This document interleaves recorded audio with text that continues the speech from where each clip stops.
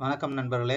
நம்ம இப்போ இன்னைக்கு பார்க்க போகிறது என்னன்னா, ஒரு டேட்டா மாடலிங் ஃபர்ஸ்ட் எப்படி பண்ணுறது. ஏன்னா டேட்டா மாடலிங் பண்ணாதான் நம்மளால ஒரு டேட்டா பேஸை வந்து ஃபர்ஸ்ட் கிரியேட் பண்ண முடியும், டேபிள்ஸ் கிரியேட் பண்ண முடியும், அதோட ரிலேஷன்ஷிப் கிரியேட் பண்ண முடியும். அதுக்கப்புறம் அதை பேஸ் பண்ணி ஒரு ஆப் நம்மளால பில்ட் பண்ண முடியும், ஒரு ரிப்போர்ட்ஸ் எடுக்கிறதுனா எடுக்க முடியும், சீக்வல் அதை பேஸ் பண்ணி எந்தெந்த டேபிள் எப்படி பண்ணுறது எல்லாத்துக்குமே மூலம் வந்து ஃபர்ஸ்ட் பார்த்தீங்கன்னா டேட்டா மாடலிங். எனக்கு வந்து பார்த்தீங்கன்னா இது 2 மாதத்துக்கு முன்னாடி நான் விக்ரம் படத்துக்கு புக் பண்ணியிருந்தேன். இந்த டிக்கெட் என் கண்ணில் பட்டுது. சரி, இந்த டிக்கெட் பார்த்ததுக்கப்புறம் ஒரு டிக்கெட் புக்கிங் ஒரு ஆப் பண்ணுறீங்களோ, ஒரு அனலிட்டிக்ஸ் பண்ணுறீங்களோ, அதுக்கு வந்து எப்படி ஒரு டேட்டா மாடல் பண்ணணும் அப்படின்றத இந்த வீடியோவில் பார்க்க போகிறோம். இதில் பார்த்தீங்கன்னா ஒரு டிக்கெட் நம்ம எடுத்துட்டோம்னா அதில் வந்து மூவி நேம் இருக்கும். ஃபர்ஸ்ட் ஸ்டெப் என்னன்னா டேட்டாவை ஐடென்டிஃபை பண்ணும். டேட்டா ஐடென்டிஃபிகேஷன் தான் ஃபர்ஸ்ட். டேட்டாவை அடையாளம் படுத்தி பார்க்கணும். நம்ம இதில் ஒரு படத்தோட தலைப்பு வந்து நம்மளுக்கு வந்து ஃபர்ஸ்ட் டைட்டில், இப்போ எந்த தேட்டரில் பார்த்தோம், எந்த டேட்டில் பார்த்தோம், எந்த டைமில் பார்த்தோம், இதெல்லாம் மூவி டைமிங் என்ன, இதெல்லாம் நமக்கு டேட்டா தான். அப்புறம் எத்தனை டிக்கெட்டு புக் பண்ணோம், அப்புறம் அந்த ஒரு மொத்த டிக்கெட்டோட விலை என்ன, புக்கிங் ஐடி என்ன. இந்த புக்கிங் ஐடி தான் நம்மளுக்கு வந்து என்னன்னா ஒரு இது, அதுதான் அடையாளம். அதை வச்சு தான் நம்ம கண்டுபிடிப்போம் இந்த டிக்கெட்டு தான் நம்மளோட நம்ம புக் பண்ண டிக்கெட்டு. அப்புறம் அதை புக் பண்ண டைமு, அப்புறம் புக் பண்ண மெத்தட், நெட் பேங்கிங்கா, கேஷா, இல்லை ஜிபேயா, அப்புறம் கன்ஃபர்மேஷன் ஐடி, இதெல்லாம் பேஸ் பண்ணி தான் வந்து ஒரு கூகுள் ஒரு டிக்கெட் இருக்கும். இப்போ அந்த இன்ஃபர்மேஷன் முதல்ல நம்ம ஃபர்ஸ்ட் ஸ்டெப் என்னன்னா அந்த இன்ஃபர்மேஷன் எல்லாத்தையும் நம்ம ஒரு டேபிளில் போட்டு வச்சிடணும். சிம்பிளாக உங்கள் ஒரு பேப்பரில் கூட எழுதி வைக்கலாம் வச்சுக்கோங்களேன். நீங்கள் ஒரு புக்கிங் ஐடி என்ன, டேட் என்ன, ஷோ டைம் என்ன, மூவி நேம் என்ன, என்ன லாங்குவேஜ், அப்புறம் என்ன தேட்ரு, அது எந்த மாலில் இருக்குது, அப்புறம் என்ன ஏரியாவில் இருக்குது, என்ன சிட்டியில் இருக்குது, இதெல்லாம் இன்ஃபர்மேஷனை ஜஸ்ட் கேப்சர் பண்ணி வச்சுக்கோங்க. அப்புறம் சீட்டு இன்ஃபர்மேஷன், என்னென்ன சீட்டு, F12, F13, F14, அப்புறம் டிக்கெட்டோட விலைங்க என்ன மொத்தம், அது நம்ம இதெல்லாம் பார்த்தா டிக்கெட் நான் புக் பண்ணேன், அதனால என் பேர் நான் ஆட் பண்ணி வச்சிருக்கேன். சரிங்களா? இந்த மாதிரி இன்ஃபர்மேஷனை ஃபர்ஸ்ட் போட்டுருணும், எதை பற்றி யோசிக்காம. ரெண்டாவது நம்ம பண்ண வேண்டியது என்னன்னா டிக்கெட் புக்கிங் டேபிள். இந்த டிக்கெட் புக்கிங் டேபிளில் இப்போதான் நம்ம வந்து டேட்டா பேஸில் ஒரு சில டேட்டா பேஸில் நார்மலைசேஷன், ஒரு சில ரூல்ஸ்லாம் இருக்குது. அந்த ரூல்ஸை நம்ம அப்ளை பண்ணணும். என்னன்னா ஒரு செல்லில் ஒரு இன்ஃபர்மேஷன் மேலே இருக்கக்கூடாது. இதில் பார்த்தீங்கன்னா ஸ்க்ரீன் நேம் இருக்குது, இதில் வந்து எந்த மால்ன்றது இருக்குது, அப்புறம் எந்த ஏரியான்னு இருக்குது, அப்புறம் எந்த சிட்டின்னு இருக்குது. இதுலேயும் அதே மாதிரி பார்த்தீங்கன்னா சீட் நம்பர்லாம் இருக்குது. சீட் நம்பர் 3 சீட் நம்பர் ஒரே இதில் இருக்குது. அதை வந்து நம்ம பிரிக்கணும். அதுதான் முதல் ஸ்டெப்.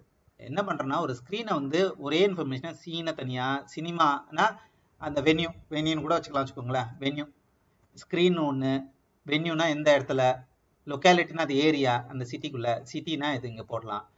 அப்புறம் இந்த சீட் மட்டும் பார்த்தீங்கன்னா நம்ம அது அது அதோட டீட்டெயில் லெவல் வேற. இப்போ டிக்கெட்னா ஒரு டிக்கெட்டில் தான் இது எல்லாமே இருக்குது, இந்த எல்லாமே ஒரு டிக்கெட்டுக்கு.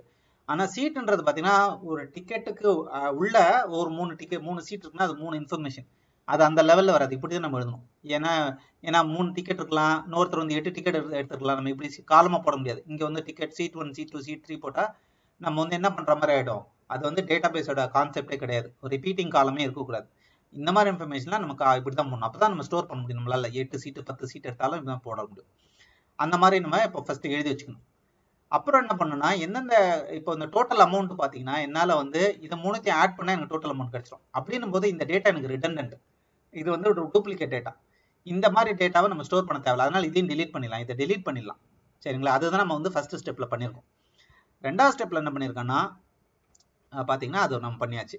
ரெண்டாவது ஸ்டெப்பில் நான் என்ன பண்ணியிருக்கேன்னா இந்த சீட் 1, சீட் 2, சீட் 3 இருந்தது இல்லையா, இந்த 3 இந்த மாதிரி போகும்போது நம்மளுக்கு இந்த மாதிரி ஏதாவது வந்ததுன்னா, இப்போ 4, 5 இது மாதிரி வந்ததுன்னா இதோட லெவல் வேற, லெவல் ஆஃப் டீடைல்ஸ் வேற. அது டிக்கெட்டே கிடையாது, ஒரு டிக்கெட்டுக்கு அடியில் இருக்குது எத்தனை சீட்டு, சீட் வைஸ். அப்படின்னும் போது நம்ம சீட்டுன்னு ஒரு தனி டேபிள் கிரியேட் பண்ணிடணும். சரிங்களா? அது டிக்கெட் லெவலே கிடையாது, அதோட ஒரு படியில் கீழே, ஒரு படி கீழே இருக்கும்போது இப்போ ஒரு ஃபேமிலியில் ஒரு பேரண்ட்ஸ் இருக்காங்க, சில்ட்ரன்ஸ் இருக்காங்கன்னா ஒரு பேரண்ட் தனி டேபிளில் போகணும், சில்ட்ரன்ஸ் தனி டேபிளில் போகணும். சரிங்களா? அப்போ அதே மாதிரி ஒரு கிளாஸ் நம்ம இருந்ததுன்னு இது வந்து கிளாஸ் ரூம், ஒரு கிளாஸ் ரூம்ல நிறைய ஸ்டூடெண்ட்ஸ் இருக்காங்கன்னா ஸ்டூடெண்ட்ஸுக்கு தனி டேபிளில் போடணும். அதனால ஏன்னா அதோட லெவல் வேற. சரிங்களா? இது வந்து 1 to many ரிலேஷன்ஷிப்னு சொல்லுவாங்க. இதுல வந்து பாத்தீங்கன்னா நம்ம கிரெயின் மாறும். கிரெயின்னா லெவல் ஆஃப் டீடைல்ஸ் மாறுதுங்க. அதனால பாத்தீங்கன்னா இது ஒரு தனி டேபிள்ல போட்டு இதை வந்து நம்ம seat number 1, seat number 2, seat number 3 அதோட நம்பர் நம்ம போட்டுக்கலாம். ஏன்னா F12, F13, F14 இந்த மாதிரி நம்ம போடும்போது என்ன ஆகும்னா நம்மளுக்கு எந்த சீட் வந்து ரொம்ப உடனே புக் ஆயிடுது, எந்த சீட் வந்து ரொம்ப புக் ஆகுறது இல்லை, அந்த மாதிரி டீடைல்ஸ்லாம் நம்ம பார்க்கணும்னா இந்த மாதிரி தனியாக பிரிச்சுக்கிட்டோம்னா தான் நம்மளால பார்க்க முடியும். அதே மாதிரி மொத்த டிக்கெட்டை விலையை வந்து ஒரு சீட்டுக்கு நம்ம பிரித்து போட்டுடலாம். சீட்டுக்கு பிரித்து போட்டோம்னா நம்மளுக்கு ஈஸியாக இருக்கும். மொத்த டிக்கெட்டை நம்ம வேணும்னா இது 3 கூட்டினா நம்மளுக்கு அந்த 573 வந்தது இல்லையா, அது வந்துடும் நம்மளுக்கு.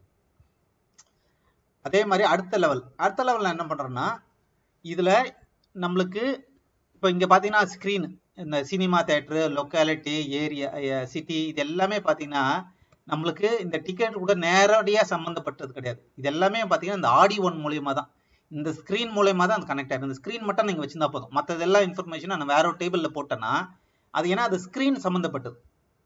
ஸ்க்ரீன் சம்மந்தப்பட்டதெல்லாம் நான் தனி டேபிளில் மூவ் பண்ணிடலாம். ஏன்னா அந்த ஆடியோ ஒன்று பிவிஆர் கிராண்ட்மால்னா எனக்கு அதுதான். அது இந்த ஐடி மட்டும் நம்ம இங்கே ஸ்டோர் பண்ணால் போதும். இதை வச்சு நம்மளால கண்டுபிடிக்க முடியும். சரிங்களா? இதனால இது நம்ம மூவ் பண்ணி வச்சுட்டோம்னா என்னென்னாலும் நம்ம போட்டுக்கலாம். இப்போ வந்து ஐமேக்ஸ் நம்ம போடணும்னா ஐமேக்ஸ் டைப் நம்ம போடணும்னா ஐமேக்ஸா இல்லை நார்மல் தேட்டரா, இதில் மாதிரி நம்ம என்னென்னலாம் எத்தனை பேர் உட்காந்து பார்க்கலாம், 450 பேர் உட்காந்து பார்க்கலாம். இந்த மாதிரி வந்து சீட்டு கவுண்ட் இல்லையா, seat count, number of seats, இது மாதிரிலாம் நம்ம theatre type, screen type.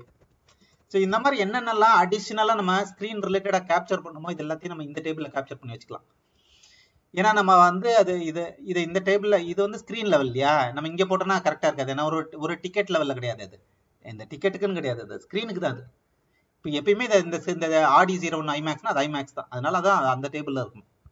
Screen கவுண்ட்டை இங்கே போட்டுக்கிறோம், சீட் கவுண்ட். இந்த மாதிரி பார்த்தீங்கன்னா எதெல்லாம் வந்து இப்போ இங்கே இருக்கிற இன்ஃபர்மேஷனு நேரடியாக சம்மந்தப்படாததோ அதெல்லாம் நம்ம வேற ஒரு டேபிள் மூவ் பண்ணிக்கலாம். சரிங்களா?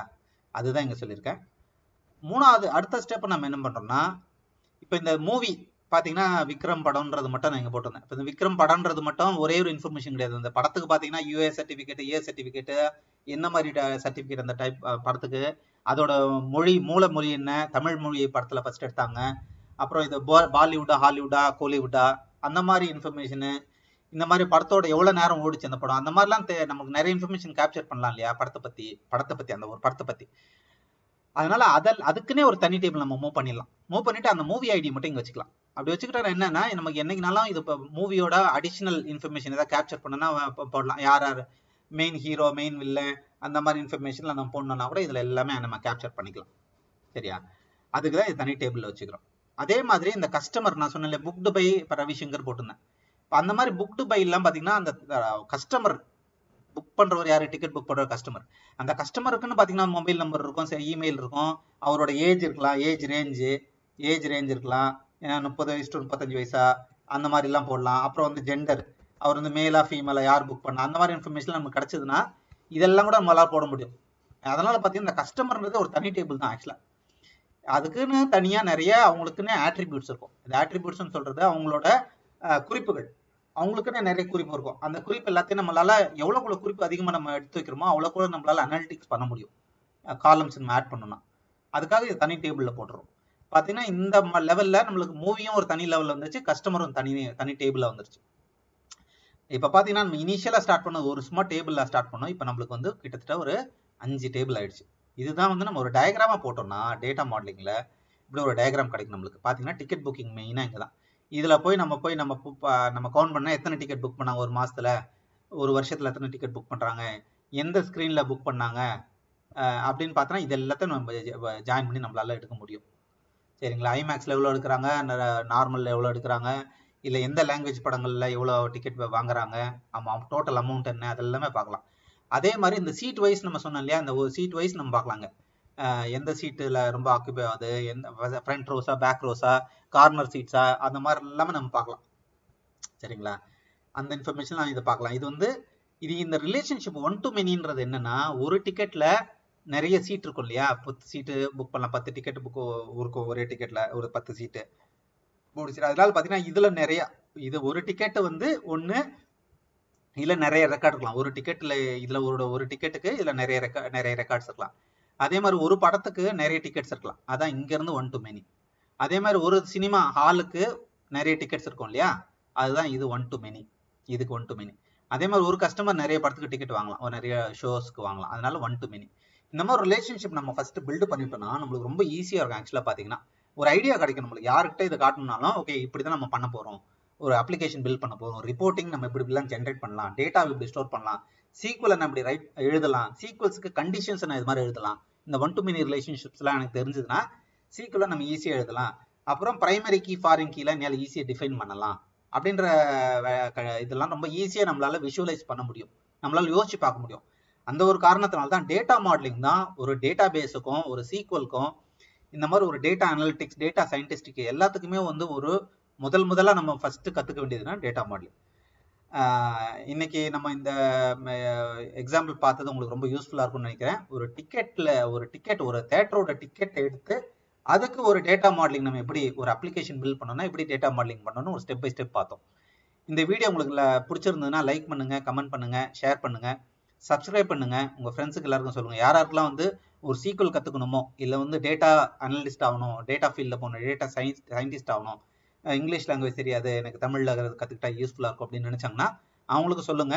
இதை கண்டினியூஸாக ஃபாலோ பண்ணுங்க.